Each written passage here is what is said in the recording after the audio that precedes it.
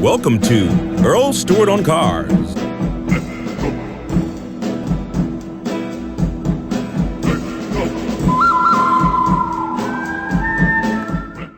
I bought a brand new Lincoln from Alpaca Lincoln, and then I noticed that there was something wrong with the driver's side door. So I take the car back, and they did accuse me of having the door painted, and God, that never happened. One of the sales managers there told me to come pick up my car. They don't want me as a customer. So I called Lincoln in Dearborn, Michigan, and Lincoln called Alpaca, and I spoke to the secretary because they have people there that take care of it. So finally, after 2 weeks of going back and forth with Lincoln in Dearborn, Michigan, they finally painted it. And the explanation that the service manager gave me, he said that something did happen to the car. They don't know what happened to it. So the point of the story is that they did fix it, and the car is fine. But I must tell you, the way I was treated at Alpaca Lincoln was terrible for that sales department, and nobody has written me a letter saying they're sorry, and I'm just very, very disappointed. You know, I even said to them, you know what, I see commercials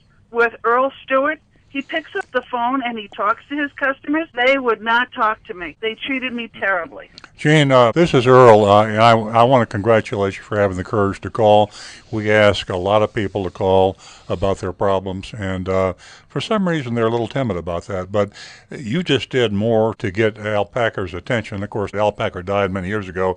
His son, Mark Packer, runs the dealership. Mark. He's probably not very active in the dealership, but it's a pretty bad situation. This radio show reaches tens of thousands of people. A lot of people are going to hear this, and Mark Packer is going to hear it. If he doesn't hear it, we're tweeting it out as we speak. So it's going to reach a lot of people. It'll get back to him, and he'll probably look into it. There should have been a record of that repair, and it would probably be within the internal records of the car dealership. If you ever had to prove it, you could have probably proved it.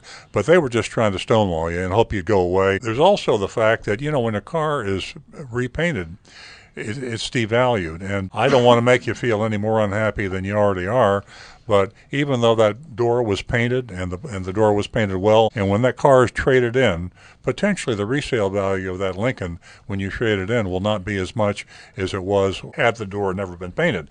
Every used car department in the country at every dealership has what they call a paint meter, and it's an electronic device that you just rub over the top of the paint, and it measures the thickness of the paint, and they can tell immediately if a car's been repainted. And as you know, if you had bought that Lincoln and known that the door had been repainted, you would have probably said, I'd rather buy another Lincoln that hasn't had the door repainted, even if you couldn't tell. Why would you want to buy a repainted car when you could buy one that had never been repainted, and you'd be wise not to? So bear in mind that if the time comes that you want to go further on this, I think Alpaca owes you some more money. They painted the car. It looks nice now, but it's still a repainted car. It was not disclosed when you bought it, and it should have been. And I'm not sure the exact value depreciation in that Lincoln, but it would probably be at least several $100s, maybe $1,000. It's possible they didn't know, but they should have known. If her son knew, if a non-professional could look at that door and say, hey, it's been painted, then certainly the professionals there that detailed the car, you tell me a good detailer washing the car and going over it doesn't know if the door's been painted, that somebody off the street could spot. So maybe they didn't know, but they sure should have known. It's their responsibility. They should have seen it, and when that was called to her attention, instead of implying that she wrecked the car and had it painted, calling Gene a liar, which is it's a terrible thing to do.